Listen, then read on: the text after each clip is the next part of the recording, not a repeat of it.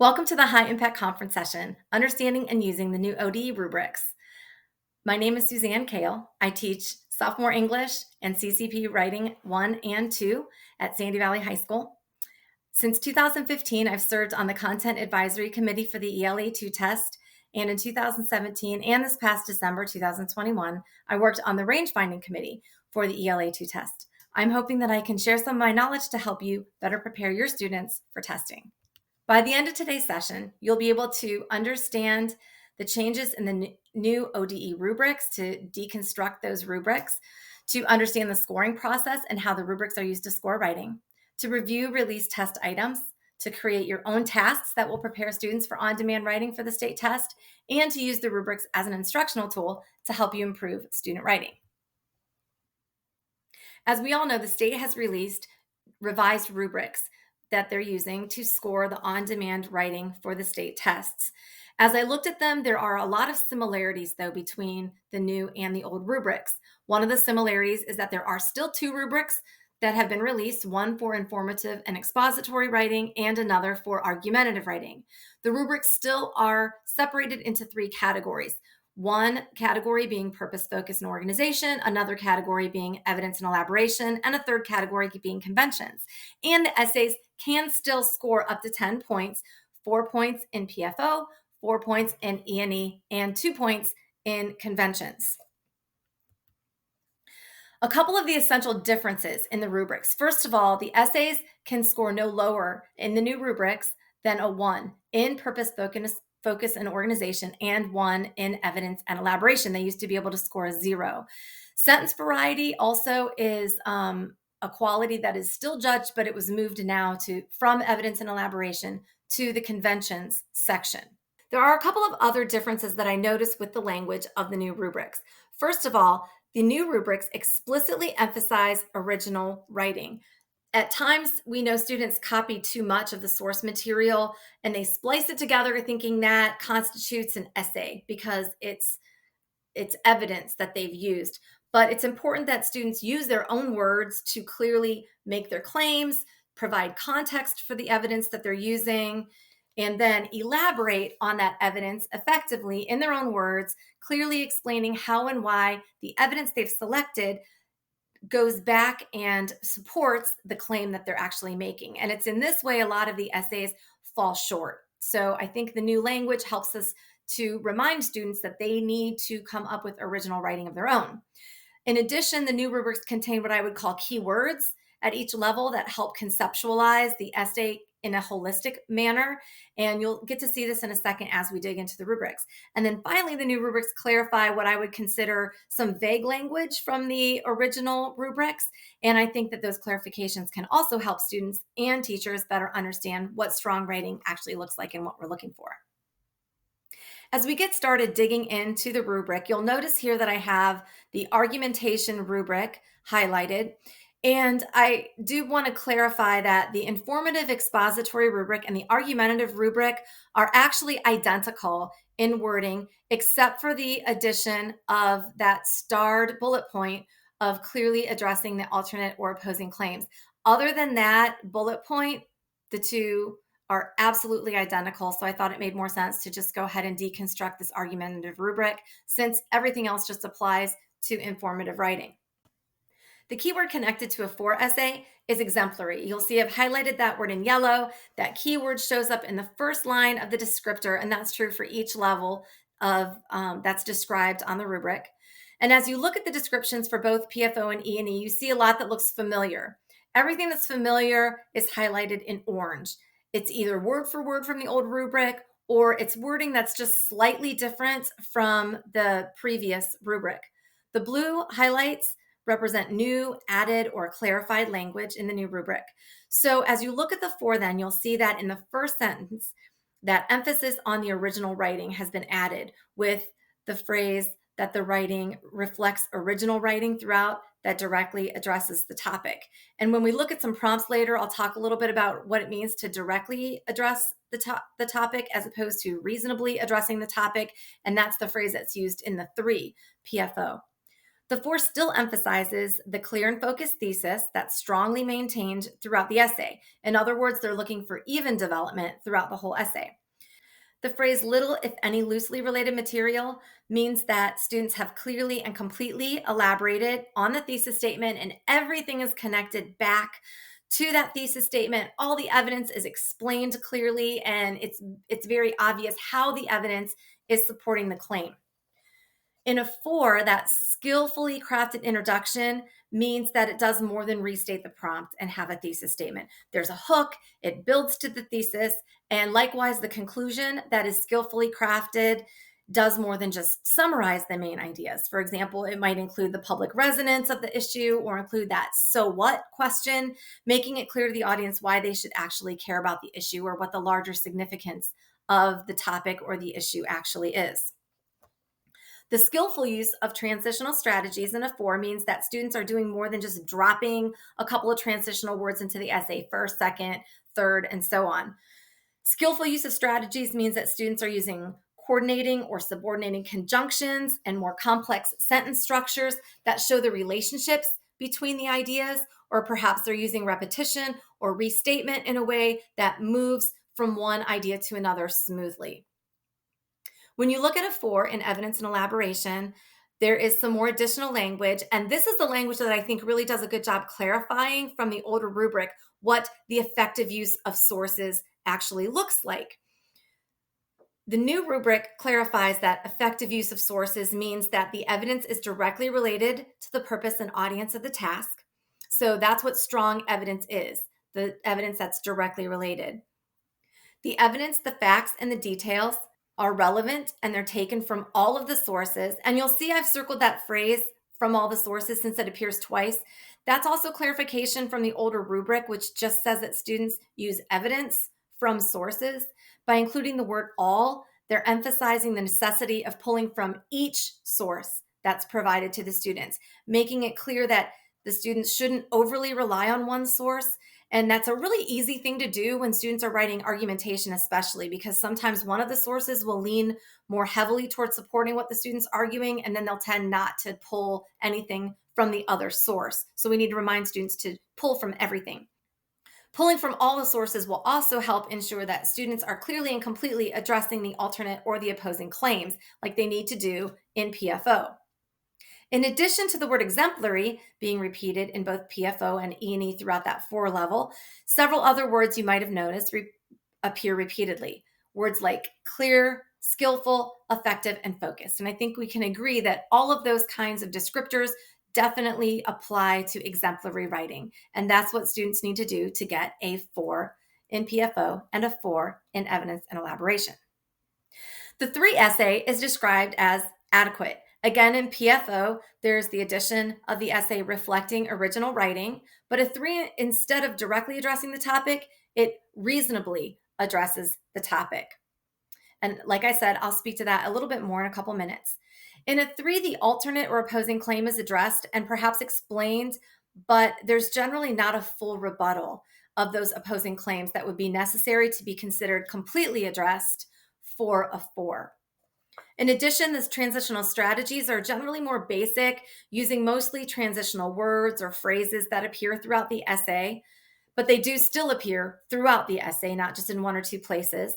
Also, a 3 still has a sense of organizational structure. Often that 5-paragraph formula with adequate development helps students score a 3 in PFO because it includes the introduction, the conclusion, and 3 body paragraphs, albeit formulaic or kind of simplistic in structure. A 3 in evidence and elaboration is also described as adequate. In other words, there's like just enough support and it's related to the task, but it's probably not as strong as text evidence as you would find in a 4, and there probably isn't as much. The 3 still does use evidence from all of the sources, though, and it is generally connected to the thesis statement, maybe not as skillfully as a 4, but there's definitely the attempt to make the connection or explain how the evidence is supporting the claim that the students are making. The quote integration is also described as general, meaning that it's not as smooth as the 4. The quotes are maybe not integrated into the sentence structure as you might see in a 4 essay. So overall, what this means is that there's probably less context that sets up a quote, there's less elaboration of ideas, and elaboration that attempts to make the connection, but it's not as well developed or in as much detail, or maybe as clear as what you would see in that 4 essay. So adequate, general, those are the words that describe a 3. It checks all the boxes. It's like good enough, but it's nothing special. In contrast to a 3, a 2 essay is described as limited. The 2 essays have less original writing than a 3, but it does still include some original writing that's related to the topic. It does still have the thesis statement that's partially focused. And again, we'll talk about how that differs from being related or directly related to the prompt. In a 2, students might have kind of missed the mark as far as what the prompt was asking them to do. The new rubric, just like the old one, describes a 2 as having an unclear thesis or one that's insufficiently sustained. And that phrase is interesting to me because it's a PFO phrase, but an insufficiently sustained essay is probably insufficiently sustained because there's not enough evidence to an elaboration to support the claim. So it's interesting to me here because you kind of see that carryover or that connection between purpose, focus, and organization and evidence elaboration here. So it's really interesting, I think, to take note of that. In addition, in a 2, the organization is inconsistent. So in a 2, we might not have an introductory paragraph. Little evidence of an introduction might mean that the essay begins with just the thesis statement, or maybe a single sentence, or might conclude with the single sentence, or just drop off completely. The uneven progression of ideas might look like an essay with one reason or paragraph that's really well developed or pretty well developed, and then little or no development at all of a second point. In addition to not having enough evidence, an essay could score a 2 in evidence and elaboration because the evidence they use doesn't effectively support the thesis or the claim. We see students do that sometimes, pull text evidence that's irrelevant or that doesn't really match up with what they're trying to prove. In addition, a 2 contains elaboration with only some original writing in addition to the quotes that they've used. A 2 in evidence and elaboration might repeat the same idea over and over. It might include elaboration that just repeats the claim. In other words, they might state a claim like, we should keep animals in zoos, drop a quote from the text, and then do elaboration like, this quote proves that animals should be kept in zoos. And the elaboration is really just a restatement of the claim. Finally, an essay might be limited to a score of 2 in evidence and elaboration because a student has failed to pull from all the sources in the essay. And I do recall seeing more than one essay that was really, really well written, but it only scored a 2 in evidence and elaboration because it only pulled from one of the sources provided. And that, to me, is very sad to see a student who clearly knows how to write and knows how to write well get docked in that area because they just inadvertently forgot to use evidence from all of the sources. So be really clear with students about that. It's super important that they pull from all of the sources so that they can potentially score higher than a 2 on evidence and elaboration. So overall, when you take a look at those words that are related to a 2 over and over, you see words like insufficient, inconsistent, ineffective, inappropriate, uneven, and unclear. And altogether, that describes writing that really is limited in its effectiveness. Finally, the keywords connected with a 1 in PFO and E&E are words like minimal and little. The response is minimal. It has very little original writing. It's loosely related to the topic.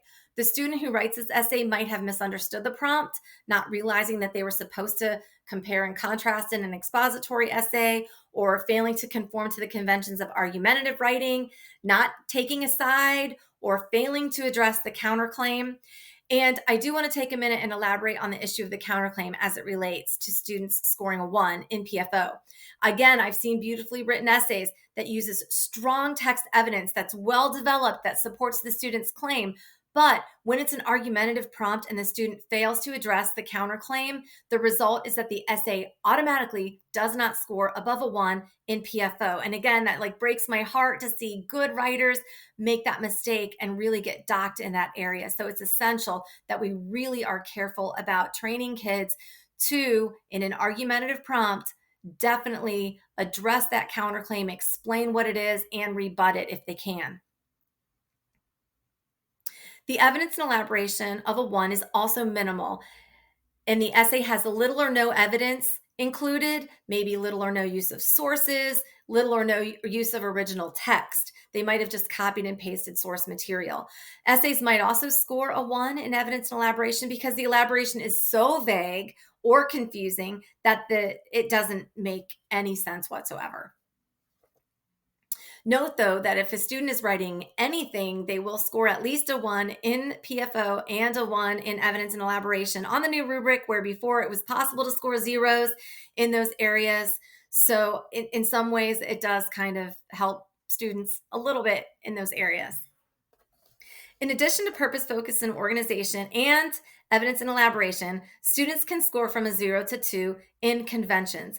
And you'll see that the convention section of the rubric is almost exactly the same as the old one. Again, the blue represents new wording with, for a 2, only a few minor errors. And you'll notice the addition of the variation of sentence structures for the 2. In the 1 area, the only difference is the addition of the simple sentence structures. So for the most part, conventions are still being scored the same way that they were on that old rubric.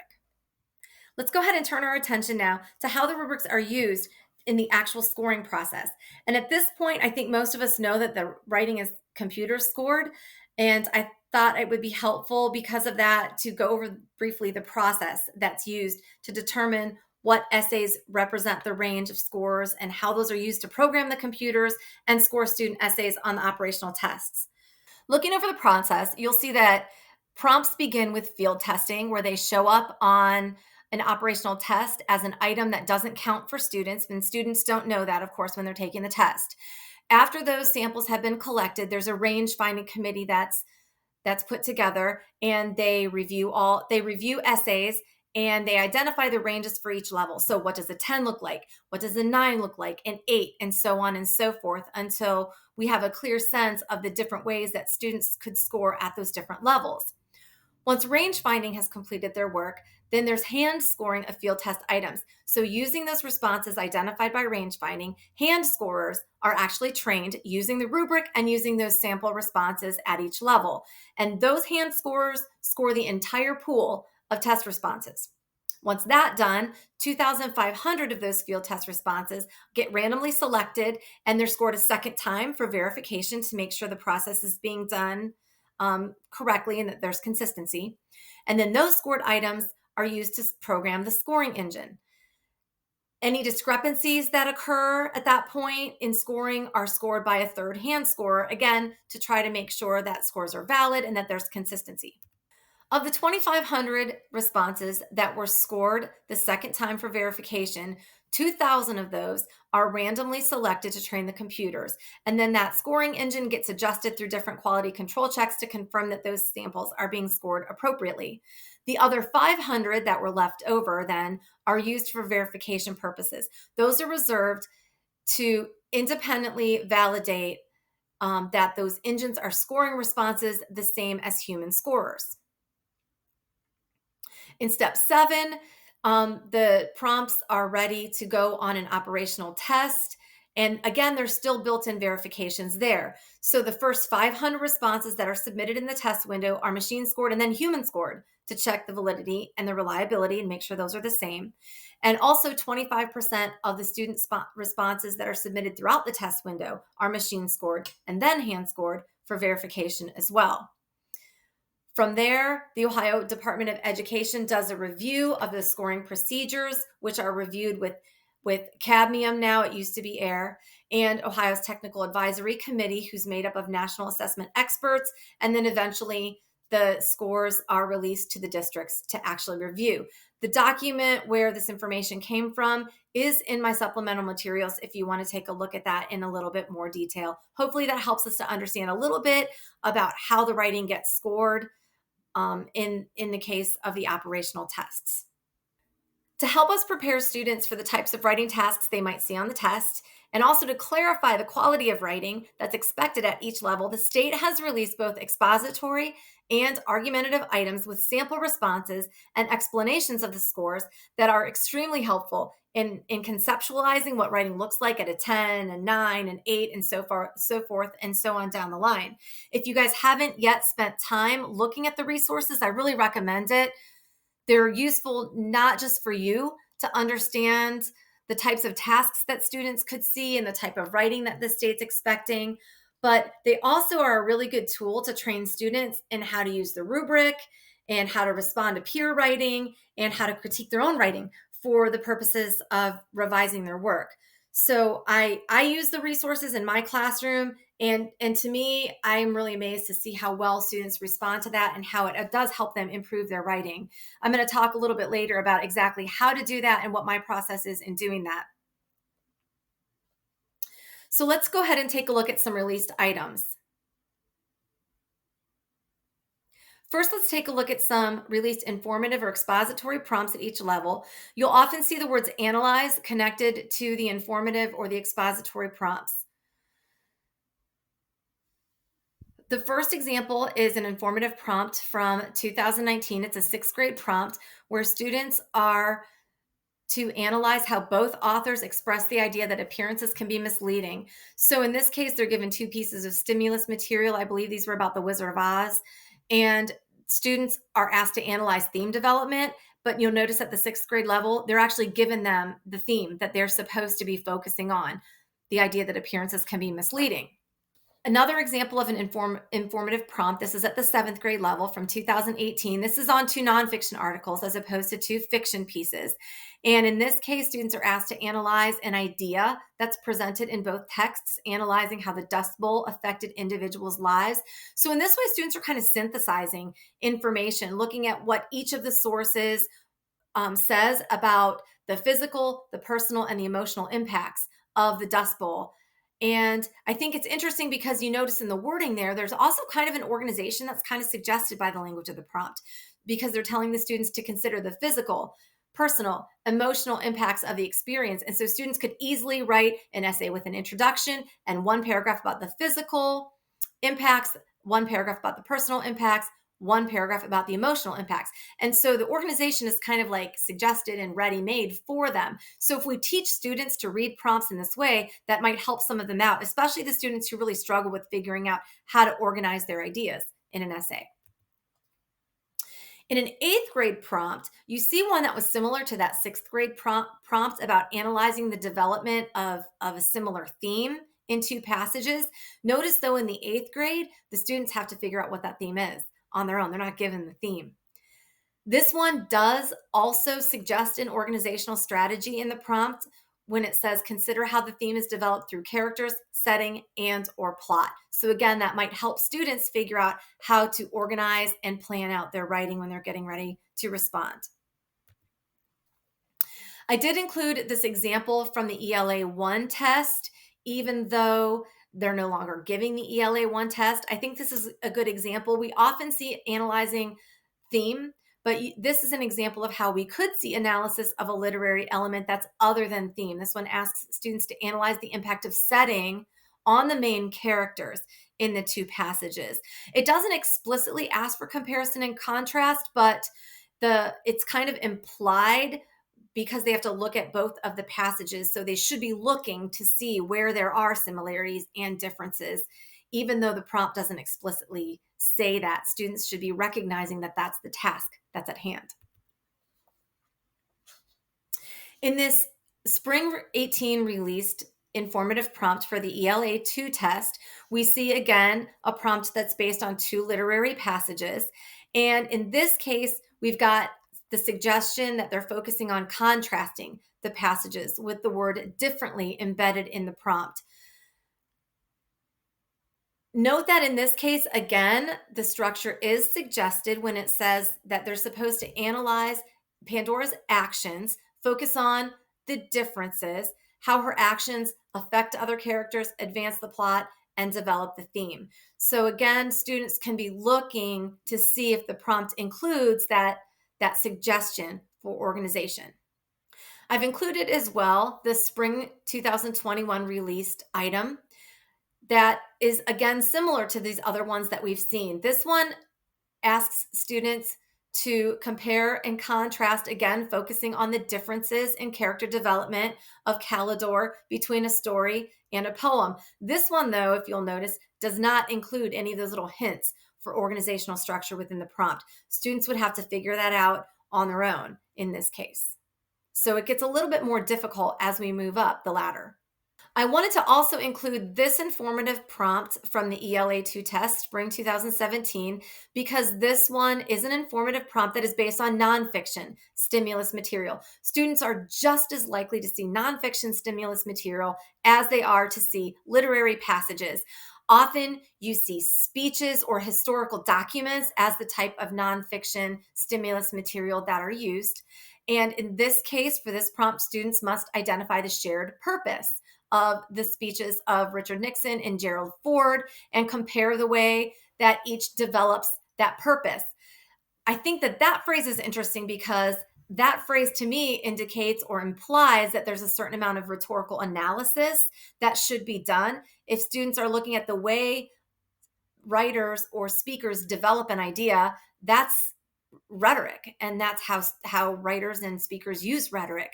So even though, again, it doesn't say rhetorical analysis, that skill is implied. And I think if we train our students to recognize those things, they're going to be a little bit more prepared to tackle that task successfully. As we move on to the argumentative prompts, the first thing I want to do is introduce some new boilerplate language. And let me move myself as I do that. Boilerplate language, it's the framework of the wording of the prompts. And they have updated that language for the new prompts. Those are highlighted in yellow, and they do align with the rubric revisions as well. So it should be should, and then the question that identifies both sides of an issue. Students are then instructed, in your own words, write a multi-paragraph response to make and support an argument about whether, whatever the topic is repeated. Include evidence from the passages to develop your claims and support your argument. Make sure you're using information from both passages in your response. And then students are directed to manage your time carefully so you can use your own words to establish a thesis statement for your argument. Use evidence from the passages to support your claims and acknowledge counterclaims. Focus on the purpose and audience of the task, and use your own words to develop your argument by clarifying the relationship between your claims, reasons, and evidence. So I thought those highlighted parts were interesting because they do emphasize that original writing and the importance of connecting the evidence to the claims that students are making and very clearly explaining how those go together. The first example of an argumentative prompt comes from the 7th grade 2021. I just want to mention that I was not able to find a 6th grade persuasive released item. So my apologies for that. I'm hoping maybe the state will release one of those sometime soon. But as of right now, I could not find one that had been released. So this 7th grade prompt is a pretty straightforward issue. Should the current system of putting date labels on food be changed? The whether or not as part of the paragraph there suggests that students need to make a clear choice, not saying some things about the system are good and some things are bad. So that is made pretty clear to students right there. Students are also reminded that their ideas must be based on ideas and information that can be found in the passages. I do want to note that students in argumentative writing can add their own ideas, but the majority of the reasoning and evidence must come from those passages. And the prompt here does try to remind students of that fact. An 8th grade prompt is similar here. Should people build artificial reefs?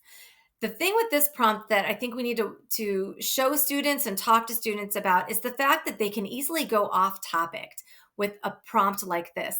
Because if the source material is talking about benefits and drawbacks of building artificial reefs, which it does, the source material does do that, students could focus their argument on talking about the benefits and drawbacks without explicitly answering, yes, they should build them, or no, we shouldn't build them.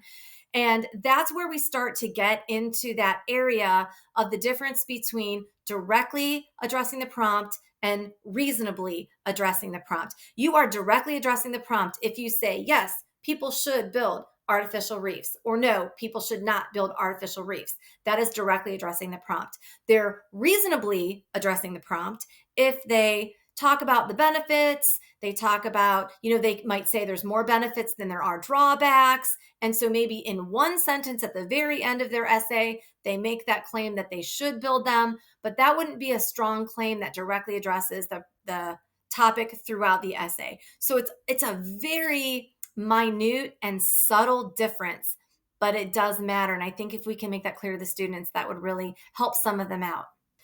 Once again, I've included a prompt from the ELA I test. This is another straightforward issue that's really similar to that 8th grade prompt, whether museums should offer free admission to visitors. An ELA II prompt, this is the only released argumentative prompt for the ELA II test, is again another pretty straightforward issue. Should animals be kept in zoos? And again, students could fall into the benefits drawback, sort of like I talked about with the artificial reef prompt back on the 8th grade page. So again, we want to make sure that students are really clear about looking for exactly what the prompt is asking them to argue for or against. After my experiences working on the range-finding committee this fall, I do recommend that we begin preparing students for even more rigorous and complex argumentative tasks than the ones that have been released. So this is an example of an assignment that I gave my students in February of this year. So students, I used to use these 2 pieces of literature from my textbook. This is an excerpt of the 4 Freedom speech by FDR and JFK's inaugural address.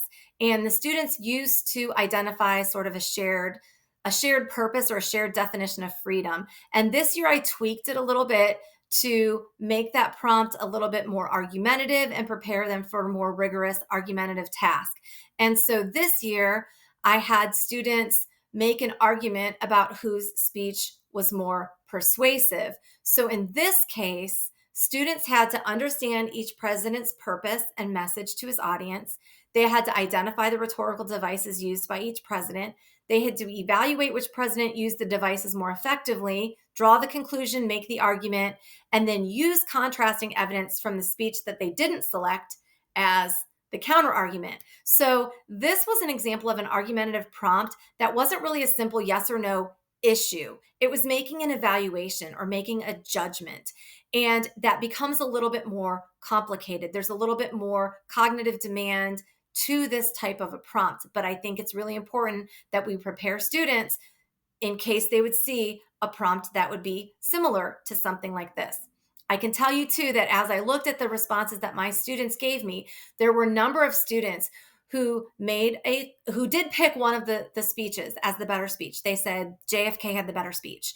They went on to write a beautifully crafted essay doing a wonderful rhetorical analysis of all the amazing things that JFK did in his speech. However, they never addressed the FDR speech. They never said some people might have argued that Roosevelt's speech was better because, and then used evidence or used material from the FDR speech to illustrate what FDR was doing and rebut what was wrong with it. As a result, those students did not score higher than a 1 for purpose, focus, and organization. And in addition, they get docked an E&E because their evidence isn't coming from both of the sources. So in that case, a student who writes beautifully but only uses source material from one of the essays actually only scored a 5 out of 10. And they're a much, much stronger writer than that. But it was because they did not completely understand and complete the task that was in front of them. So again, I want to try to make sure that we are clear with students and we prepare them so that doesn't happen to them. I wanted to include a couple of other prompts that I think could create problems for students because they could be easily misinterpreted. Take a look at this sample prompt. Should schools require students to log in for remote learning or complete blizzard bags when schools call off for snow days? There are some students who are going to read that prompt and go, no, we shouldn't have to do anything on a snow day, especially if the source material mentions that some students don't think they should have to do anything on snow days. However, Is this really a yes or no question? Students have to be taught to look back at the source material and look to see what the source material is really saying. This prompt is actually looking for students to take a side between remote learning and blizzard bags and to pick one of those two options. The or suggests that students pick an option, not that they say no. So I do think, again, I think students need to be aware that their gut reaction might not be the essay that they should try to write in this case. Another sample prompt here is, should high school graduates attend college out of state or in state? Well, some students might want to make the argument that college isn't necessary. And again, that might be mentioned in the stimulus material, but the students need to be taught to go back to that source material to see if there's really enough strong evidence in that stimulus material to make a viable argument about college being unnecessary. Again, that could be an example of how they're reasonably addressing the topic without directly addressing the topic. So, students, again, need to be really aware of reading those prompts carefully and making sure that they are selecting an answer that is directly related to the prompt that's being asked.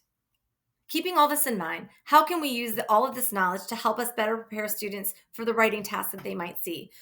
We can do this one way by modifying or creating writing prompts that mimic the release prompts. And so let's take a look at some options or ways we can do that. You'll see the suggestions on the left are the different types of generic prompts that you could use with the literature that you're already using in your classroom to try to help students prepare for the writing test. Students could analyze how pieces develop a common theme through maybe character development or plot or setting.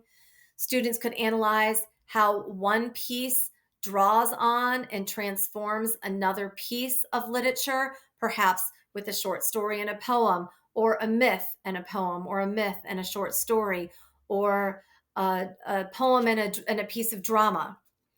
Students could analyze how an author uses an element of literature to create tension or suspense or mystery. They could analyze how analogies, allusions, or figurative language helps develop a theme or a mood or tone or anything like that. Any of these types of things would be good practice writing prompts. You can look for paired passages in your textbooks. You could sometimes take what you already have in your textbook and find a poem or a passage to pair with something in your textbook. There are also nonfiction options here, comparing historic speeches or documents to other speeches or documents about similar topics. You could compare and contrast fictional and historical accounts of a person or of an event. Have students identify a shared purpose or a main idea, identify or analyze how authors or speakers develop these ideas differently.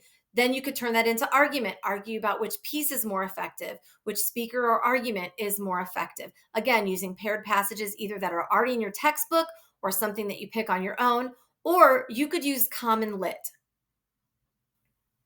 One really great resource you can use to find paired texts or to find things to supplement your textbook is Common Lit. Our school started using Common Lit this year, and we've been really thrilled with the content that is provided. Our school happens to have a subscription to it, but there is a lot of content that's also free on Common Lit. So I'll go ahead and show you how it works real quickly. I'll browse the library.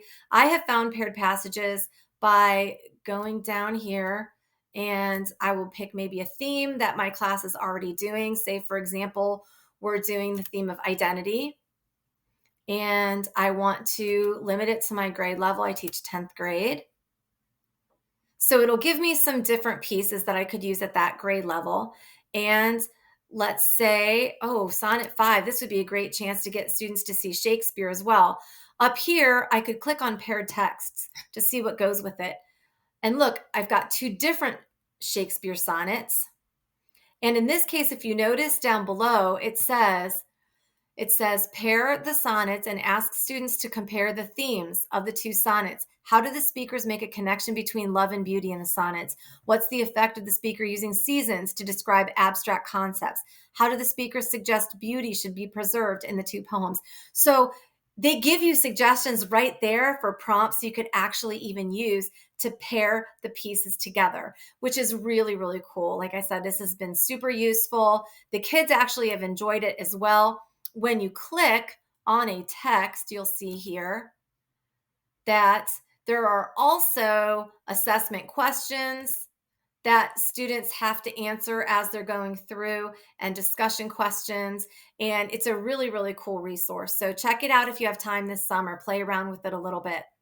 One of the best things I do, though, is just modify what I've already been doing for a long time in my classroom to try to help students get a leg up on being successful in the test. So, for example, in my textbook, we read The Golden Touch. And so I pulled out the King Midas myth, and I had students write about how Nathaniel Hawthorne's story draws on and transforms the original myth. One of our units is a unit called Into the Nightmare, and we study Gothic literature and magical realism. And students in that unit compare Poe's Fall of the House of Usher and Cortázar's House Taken Over, and they focus on those two styles. They analyze those two styles.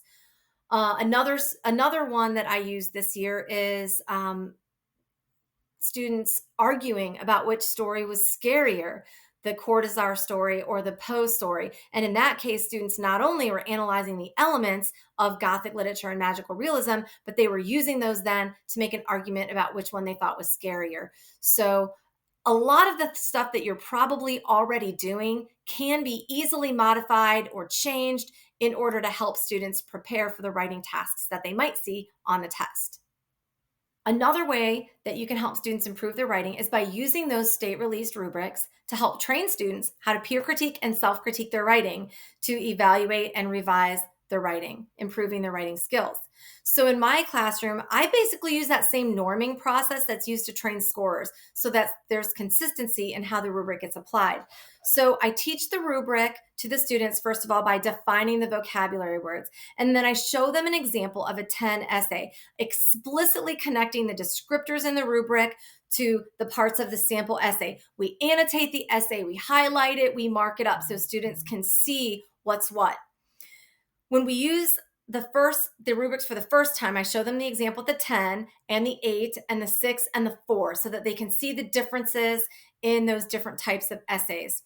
And normally we don't have time to look at several examples at each level, although sometimes I'll show them 2 or 3 essays that fall between that 7 and the 5 level, since there's a lot of different ways that essays could score at those levels. They could either be deficient in purpose, focus, and organization, or they could be deficient in evidence and elaboration, or they could be deficient in both. And they all look a little different. So sometimes I will use more than one to show students those different